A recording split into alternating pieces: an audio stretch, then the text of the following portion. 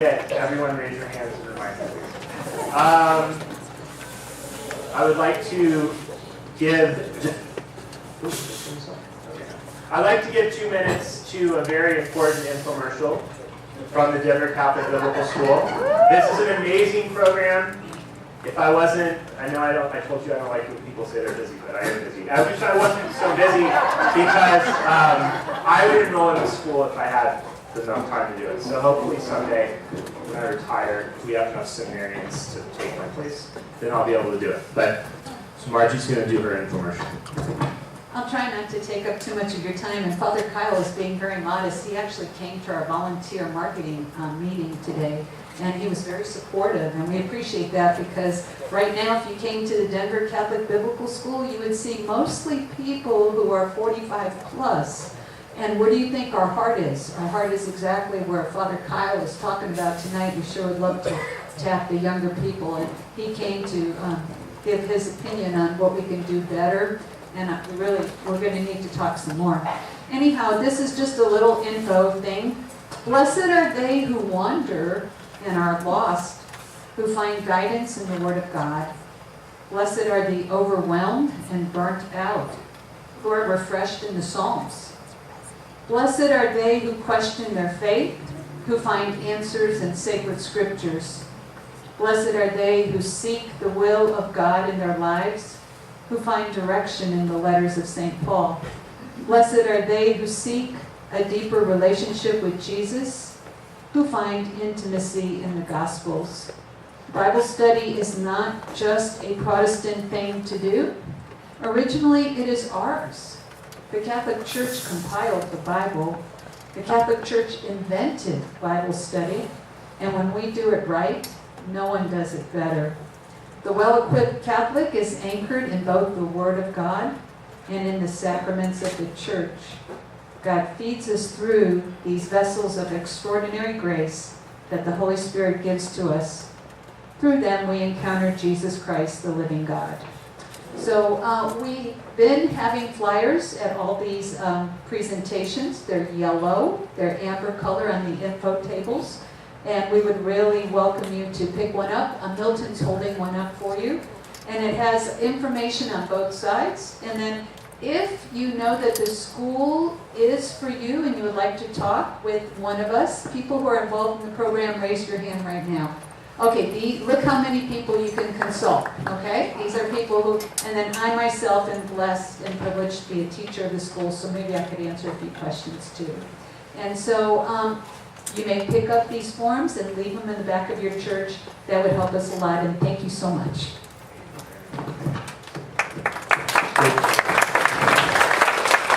That's a great, it's a great program, and if you look at their posters, you see one of my favorite quotes from St. Jerome, which is, ignorance of the scriptures is ignorance of Christ. So we all need to deepen our love of the Bible and knowledge. I know it got very, very hot in here before the break from all the hot air up here. But it reminded me of one of my favorite homilies. It's hard to remember homilies. We've all heard hundreds and hundreds, but there's one that I always remember. My predecessor at the University of Maryland, God rest his soul, Father Bill T., in an unair-conditioned chapel on a Maryland summer day, his homily was, I am hot, you are hot, but there is a place far hotter. Everybody shaped up right away. So I know it's extremely hot in here. Feel free to open windows. It seems to be helping up here a little bit. Okay, so before the break, we talked about all these sad statistics. I know everybody wanted to leave at the break, but I'm glad you stayed. There are solutions, however. And again, like I said, we can't just be defeatists. That's what the devil wants. We can't just be give up and just say, well, too bad.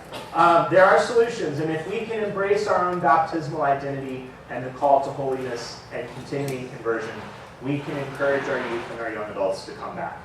And I'm going to propose some things now. We've talked about some of these already. Some of you cheated and looked ahead at the slides, I think, in your comments. But I'm going to propose a few things.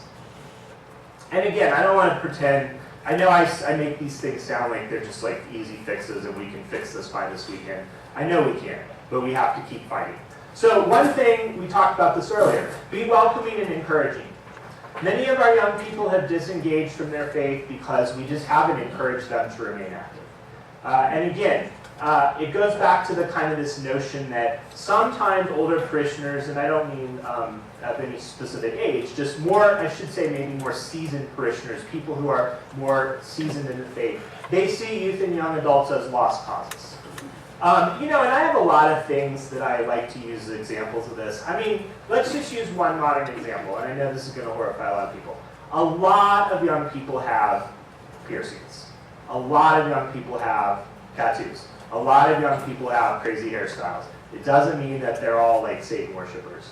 If you see young people that have a nose ring, they have a nose ring. Let's get over it.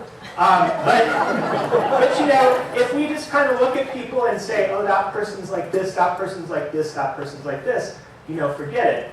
Well, again, that's defeatist. That's just saying, well, let's throw up our hands. That person, oh gosh, Or if we know people who haven't been going every Sunday, we can't just water things down. And I'm certainly not proposing that we gloss over church teaching and that we just sugarcoat everything.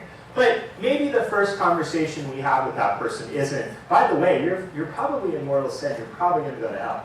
That's probably not going to work. Not going to work. Now, I'm not saying we excuse bad behavior, but we have to have that deeper conversation about why it's important to go to church after we have them coming back.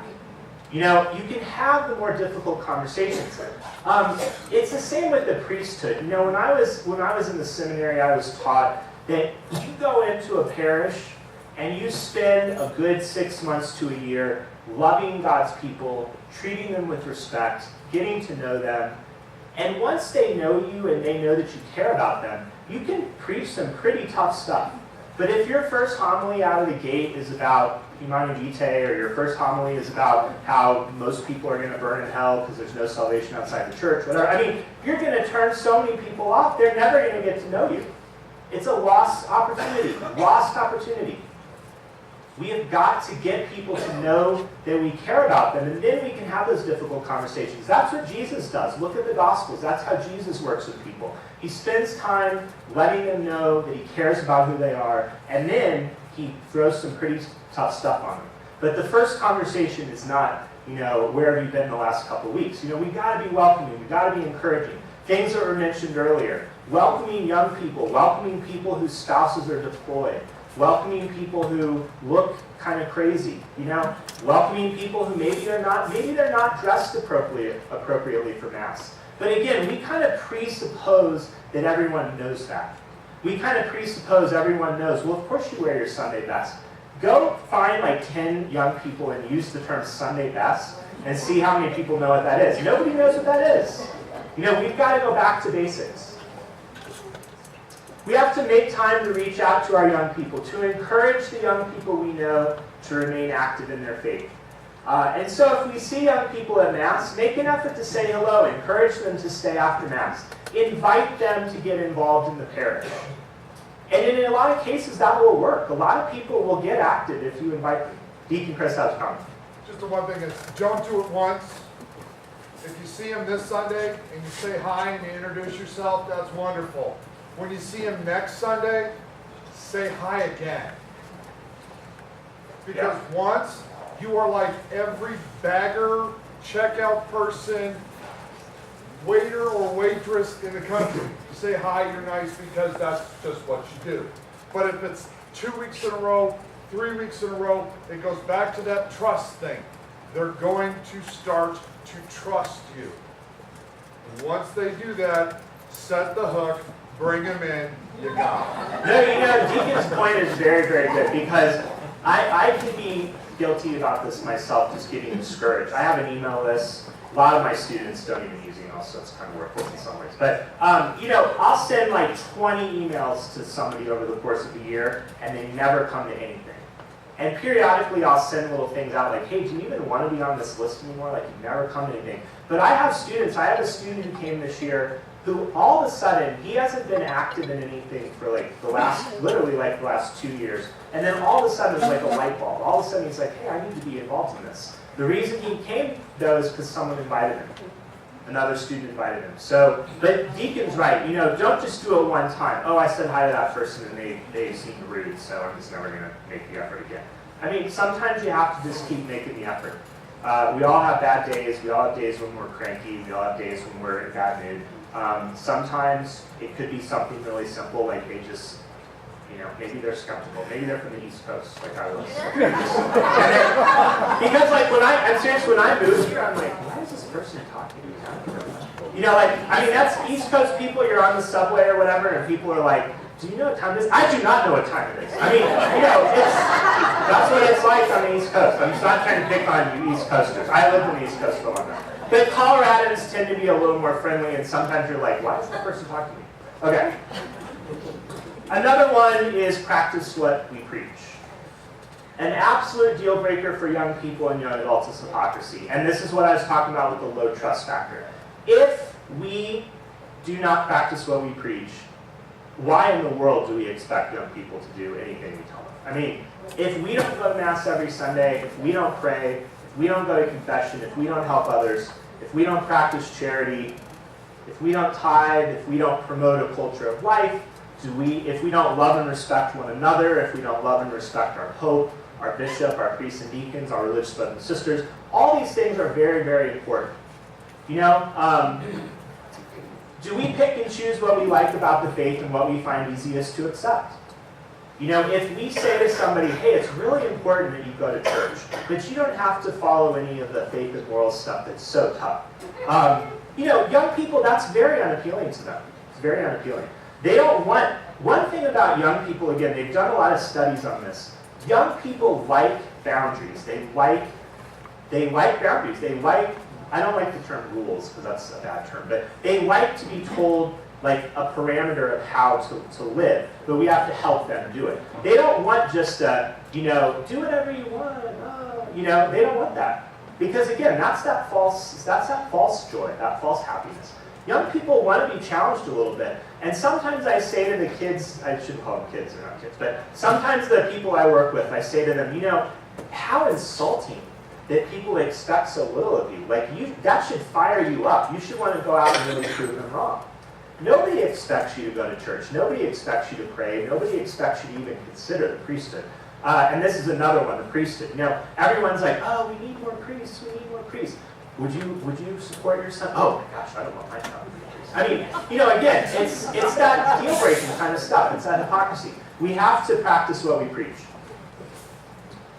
The other thing is we have to raise our expectations. And I've already touched on this a lot, but we have set the bar just very low for our young people. I mean, it's like we're just happy if our teenager makes his bed or gets out of bed in the morning. I mean, the bar is so low. And the message we're sending to our young people is we just don't expect them to stay active in the faith. One of the phrases that grates on me the most is when I hear from parents or grandparents or aunts and uncles, oh, Father, my son or daughter, they don't go to church, but that's normal at their age, that's normal. Well, yeah, they're not going to go because we keep telling them it's normal. I mean, the result of the messaging is they don't practice. If we keep telling our young people over and over again that we don't expect you to be faithful Catholics, they're not going to be. This is kind of a stark example, but when I was in the seminary, we talked about this a lot in bioethics and in moral theology. It's the whole thing about, it's not possible. I want my son or daughter to save sex for marriage because it's so important, but I'm going to buy them birth control just because they probably won't be able to do it. Well, the message we're sending is you're not going to be able to do this. So, and then they don't. So it's the same with church. If we set the bar so low, then they're just gonna kind of conform to the standard that we set. This is another one of my all-time horrible, horrible ones. Let them choose for themselves. I'm gonna let my son or daughter choose for themselves.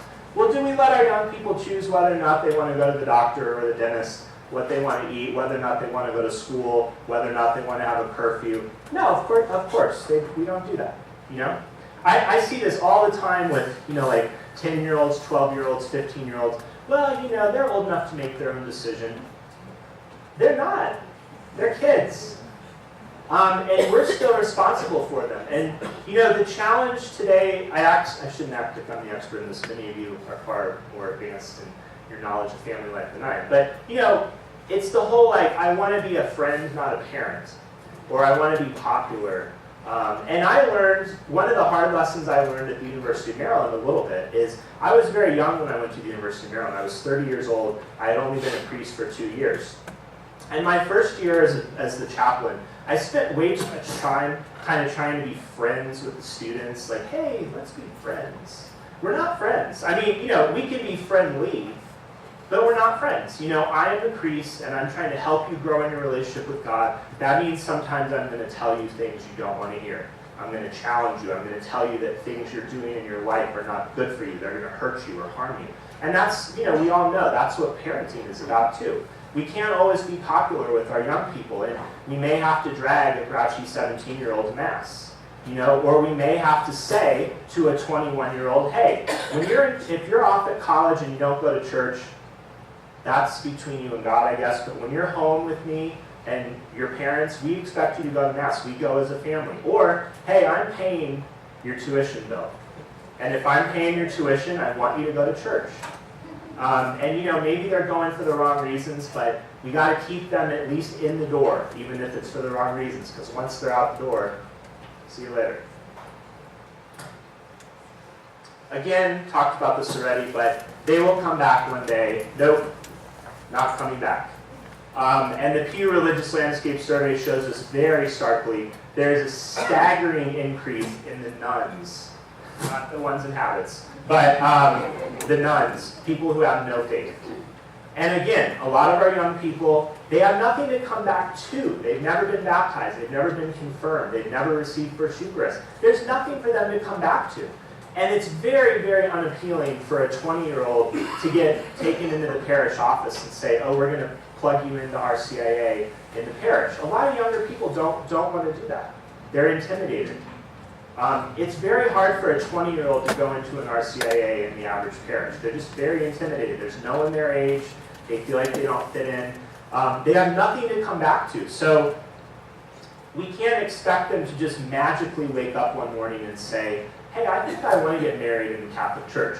They don't know anything about the theology of marriage. They have no understanding of what marriage is as a sacrament or a covenant.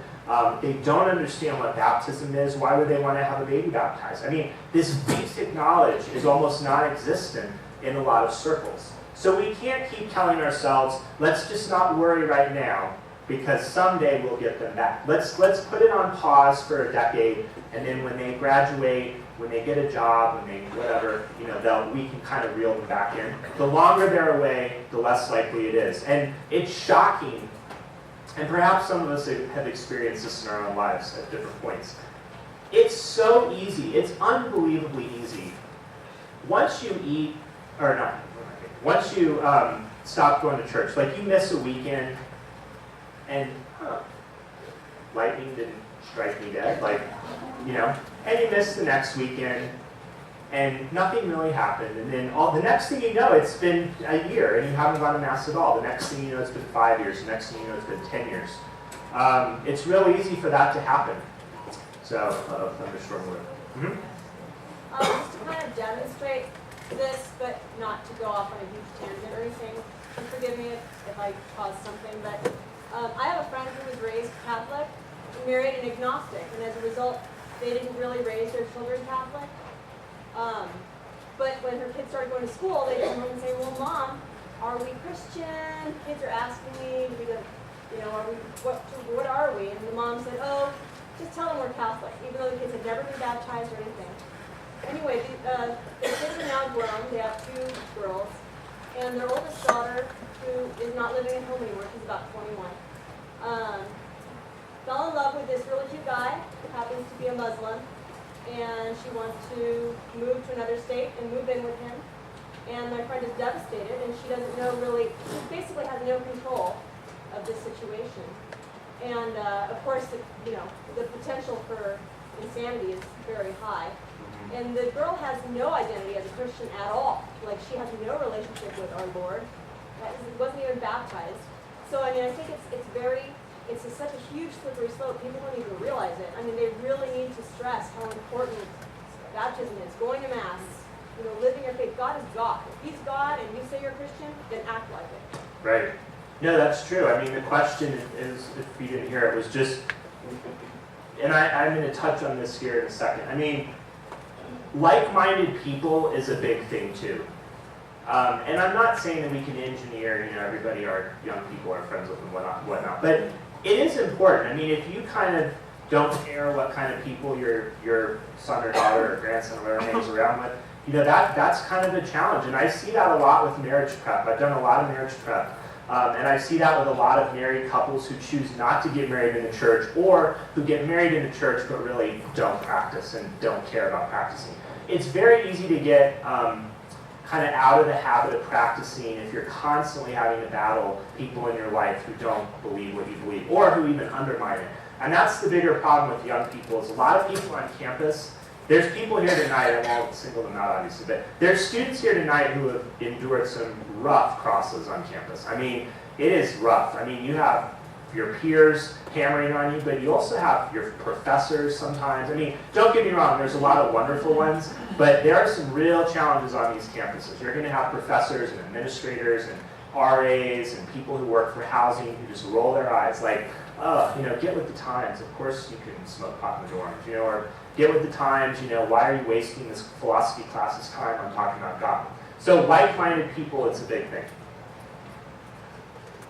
Okay, I thought 2 hours was going to be really hard to fill in, of course, I'm running out. Okay, so how do we keep them? Well, one primary way is by telling them we expect them to stay involved, not letting them leave in the first place. Don't let your teenager off the hook. I should just say young people in general. But, again, we have a very low bar. We kind of let our young people off the hook. We really should be encouraging Catholic schools, universities, and campus ministries. It's hard to generalize this, but really, really strong Catholics, really strong Catholic young people might be able to go to a really secular school and do really well. And maybe they're called to be that salt and light, and maybe they're called to go to this really secular school and engage people. But people who are very, very, what would be the word I would use? I guess just basic in their knowledge of the faith, basic in their prayer life, maybe on Mass most of the time, not all the time. Those people are going to just drown in a wave of secularism if we let them go to these really, really secular places. And a lot of our schools are very secular. So it's just something to think about. I know it's easy to say that. I know there's a lot of financial problems and whatnot, higher education and things. But please encourage your young people to find campus ministry. There's campus ministries at virtually every single college in the United States. It might not be that well developed. They might not have a women's center. They might not have a priest. But there's something. And getting them engaged in something is better than nothing. Encourage like-minded friends. Set expectations for financial assistance and when young people are home with you. Like I said before, if you have a 20-year-old who's home for the summer, so what if they're 20? If they don't go to Mass at school, they're under your roof. Hey, you're home from school, we go to Mass, so you're going to go with us. And ask. Ask them, hey, how's your faith life going? How's your prayer life going? These are questions we never ask. Everybody asks, hey, how'd you do on your biology test? But how many parents have ever asked, or even me as a priest, hey, when's the last time you went to confession? Or hey, how's your prayer life going? Have you been able to get to Mass when you're at school? Call your young person away from school. Hey, have you been going to Mass? Have you found the church? Let me help you. I looked it up for you. And they might, they're probably gonna roll their eyes. But so what? Again, are we trying to be popular or are we trying to challenge? We also have to be able to tell people why we are different. And again, we live in a world where nobody likes to talk about differences. We're all religious. There's one God. We all love Him. But we're Catholic for a reason. There's a reason we're Catholic. And people ask me all the time, well, surely, I had one lady ask me one time in RCA, well, surely you don't believe everything the church teaches. I'm like, well, why would I be a Catholic priest? Why would I be Catholic if I had major disagreements with church doctrine? I mean, that doesn't make sense, But why have so many Catholics stopped attending Mass? They don't understand the importance of the Eucharist. Or from forming intentional disciples, they have no personal relationship with our Lord at all. They just see it, some of us talked about this at the break, they see Catholicism as a laundry list of rules, a laundry list of regulations, or they buy into the media's gross distortions of our Holy Father. Who am I to judge? Not what he's saying at all, if you read the interview. And they just buy into that, well, who am I to judge? I can't tell somebody they have to go to church, who am I to judge? But there's no underpinning. There's no underpinning. We have to be able to tell people why we are different. And this is really important. If we can't explain why we go to Mass, if we can't explain why we love the Eucharist, why we go to confession, why we pray, how do we expect our young people, or for that matter, people who've left at any age, how do we expect them to want to practice the faith? If somebody says, hey, why do you go to Mass every weekend? And you just say, oh, because I have to. That's not going to work. If somebody says, hey, how come I can't receive communion? I'm an Episcopalian, how come I can't take communion in your church? We're all Christians. If you can't lovingly articulate why, again, if you just say, well, you can't take it because you're not Catholic. That's not going to work either, But you have to be able to tell them why you can't, why we don't have intercommunion. There's reasons, important reasons. And it's not all the same. It's not. We hear this all the time. Well, I'm just happy my young person does something religious. My son hasn't gone to Mass in 2 years. Oh, but he goes to a Crew Bible study. Oh, thank goodness. It's something religious. It's not the same thing. Evangelical and non-denominational groups do not replace the sacraments. And I'm not trying to beat up on them. There's a lot of good things happening. I love doing things like, for instance, with Fellowship of Christian Athletes. I love saying Mass for visiting teams and things. I did that last year for some football teams. It's fun. I enjoy it. But it's not a replacement for the sacraments. And the problem that I have, I'm being very critical here, but a lot of these evangelical groups, they are not making any effort to encourage Catholic students to stay active in the Catholic faith. They don't say, oh, please come to our Bible study, but make sure you talk to your chaplain, make sure you go to Mass. No, they're not doing that. All they're doing is, oh, you're with us now. And they're gone. They are gone. It's funny, that reminds me of a story at another parish years and years ago when I was in middle school and going to the youth group, and I remember this one Sunday, I was in the parish hall, and some kids come in from what looked to be upstairs in the sanctuary, and they come down to youth group, and I asked, oh, is the other Mass just getting up upstairs? Because I went to a Mass earlier in the morning, and then I'd come back for youth group, and they're like, oh, I don't know. And I'm like, oh, did you go to Mass last night or something? They're like, no, my parents just dropped me off. And then I started asking a few questions, and I came to the conclusion to find out that their parents don't go to Mass, and they don't make their kids go to Mass. They just drop their kids off at youth group on Sundays, kind of almost like a babysitting type thing, and then they just let them go. And that's kind of reminded me of what that happens a lot. This is probably a horrible statement to make, and there's a lot of catechists here who work very hard, but if I have to choose between someone going to Mass and going to RE, I would rather have them go to Mass, because at least it's a starting point. You can plug them in hopefully later. But the whole thing about, we're doing this all the time with people like, I want my child to be confirmed, but we don't go to Mass. Well, it doesn't make sense. So if you're going to RE but you don't go to Mass, you probably don't even get it. At all. You're probably getting almost nothing out of it. So why we feel that we need to make that choice? We'll spend 3 hours at a Sky Sox game or 2 hours at the mall or whatever, but for some reason we've decided that an hour and a half, 2 hours, 2.5 hours in church is just like this terrible affliction that we have to endure. An hour of Mass and an RE class is really not that unreasonable. Especially when you consider the amount of time that young people are spending playing video games, on Facebook, and I'm not going to criticize because I love Facebook. But, but it's a lot of time. A lot of young people, a lot of high school students are spending hours a day gaming. So why would we think that a short time on the weekend is radically, oppressive? I don't know. This is a big one too, and I'm stealing a lot of these ideas from things like forming intentional disciples. But this plays in with what I said a minute ago. We have to tell our story. I will tell you from observing on campus, one reason why so many non-denominational and evangelical ministries are so successful is because they are really good at telling their story. They're really good at telling why they love the Lord. They're really good at telling why their faith is important to them. And sometimes we roll our eyes and we're like, oh my gosh, it's superficial. But, it's not. They're good at telling their story. And that's why they're taking people from us, because we're not that good. We're not always very courageous enough to sit down with our young people and talk to them about the faith and what it means to us, especially, again, regarding the Eucharist. We have to be able to tell our story. And we have to be able to tell people why our faith is important. I think it would be so cool, like grandparents, sit down with your grandkids, talk to them about your wedding. Let me tell you about the day Grandma and I got married. Let me tell you about what it was like when we got married. Let me tell you about the day, parents, let me tell you about the day you were baptized. Oh, what an awesome day, like you were a baby, so you don't remember. But let me tell you about your baptism. Let me tell you about this time that your dad and I went to church and, this happened. I mean, these stories are not just little, like, saccharine anecdotes. These are really important memories that you can draw on that can really help young people. So, in closing, and I'll take a couple questions, find out the story of your own baptism. This ties back in with the whole theme of the night, baptismal identity and the call to holiness. We need to recover our own sense of baptismal identity so that we can share it with others. And I focused, obviously, a lot on young people, but you can apply these principles to the unchurched, really, at any age.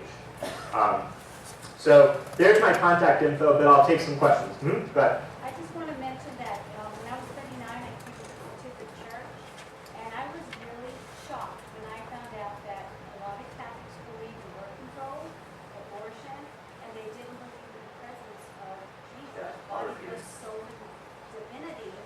And I was shocked because I was raised Baptist, and I thought all Catholics believe this. Even nuns, I have run into nuns who believe it's okay to be on birth control. And I'm like, these are people like, so you were asking, hey, you're a Catholic priest. Well, of course I believe everything the church teaches. Not every nun does, not every priest. Right, that's a good point. The question was really about what we touched on earlier about just hypocrisy, running into Catholics or even clergy, even religious, who teach against the church or don't subscribe to church teaching. My big thing about all this, as a priest, as a confessor, I'm not under like the rose-colored illusion that every single Catholic has no problems with church teaching. What does frustrate me is that people don't know why. When you ask the average person, well, how come you disagree with the church? Well, because, I disagree. The church is behind the times. Well, why do you disagree? Do you really even know the church's teaching? Or did you get a little snip from, what's the thing I was trying to think of? Oh my gosh, I'm forgetting what I was thinking. Oh, the Huffington Post. I had a student this year arguing with me about the canonization of Junipero Serra. He was an oppressive tyrant, blah, blah, blah, blah, blah. And the article she kept citing was from the Huffington Post. I said, if you're getting your religious information from the Huffington Post, no. I mean, if you're getting your religious information from the Washington Post, from the NBC News, you're getting it in the wrong places. They're taking, I know I'm seeming really like soapboxy and whiny right now, but Pope Francis is a prime example. If you go to the Vatican website and you read speeches the Holy Father has given, they are like, you could go get a sandwich and come back and he's still talking. And the New York Times takes one sentence out of it. One sentence. Or like an encyclical like Laudato Si. Laudato Si, it's not just about the environment. Everyone's like, oh, the Pope's encyclical on the environment. It's about a lot of things. Yes, it touched on the environment, but there's a lot of things in there, and you can't just rely on the secular media to give you your religious information, because you're not going to get good information. And so many people's disagreements with church teaching stem from misunderstandings. I'll give you another this is a really, really cool example, and I'm very, very blessed that I was able to intercede in. After I moved to Colorado, I had a family who I was very close with in my parish in Maryland. This lady called me, and she was very, I could tell she wanted to ask me for a favor, but she was like, Kenny, I'm like, Father, I know you're busy. So she said, I said, what's wrong? What, Catherine, I can tell you want to ask you something. Well, I have a man that I work with who's just this very dignified elderly man. He's just the most loving man. He comes to church every single day. I see him in daily mass, and he doesn't go to communion, and I know it's none of my business, but I know him pretty well. And I just said, hey, how come you don't take communion? Do you mind me asking? I know you go to daily mass. And he said, well, I was divorced. I'm divorced. She said, oh, well, are you remarried? No. Well, are you living with someone? No. She said, well, I'm pretty sure you can take communion. No, someone told me I can't, like 25 years ago. This man hasn't gone to communion for 25 years. She said, would you call this man for me? I said, I would be delighted. I called him, and I want to make sure I had all the facts, because as a priest, sometimes you get like half the story. So I called him, and I said, forgive me for asking these personal questions, blah, blah, blah. But can you tell me a little bit about your situation? Well, Father, I was married when I was younger, da, da, da, da. This guy's in like his 70s now. He said, oh, my wife and I, we got divorced. And I said, okay, well, are you, and the same thing, are you married? Did you remarry? No. You never remarried at all. By a judge, in the little white chapel in Vegas, like, have you ever remarried in any way, shape, or form? No. Are you living with someone? No. Are you, living a rampantly immoral lifestyle? No. And I said, I forget his name, but Mr. So-and-so, you should be going to communion. He said, well, Father, someone told me like 30 years ago I couldn't take communion because I was divorced. Wrong. I mean, people get the wrong information, and it has tragic implications on their life. So this is my long-winded answer, but before we assume that we disagree with something, we should really think about why.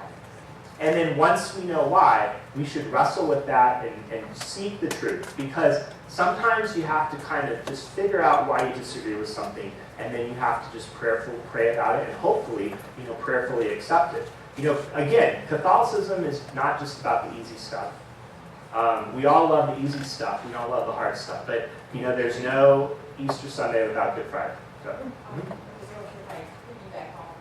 Sure. I lived in Michigan and Minnesota for a number of years, and we had large populations of Muslims, no problem. But they were always trying to convert me. And they were always trying, well, you read this about, and I'm like, and I grew up Southern Baptist. I'm a convert to Catholicism, been Catholic for 25 years now. They're always trying to convert me. I'm like, wait a minute, here it is. I have enough to learn about my own faith and study. I don't have time to look at your faith. Because mine has enough of its own. And so I do have a lot of Muslim friends, but it's just like they know where I draw the line.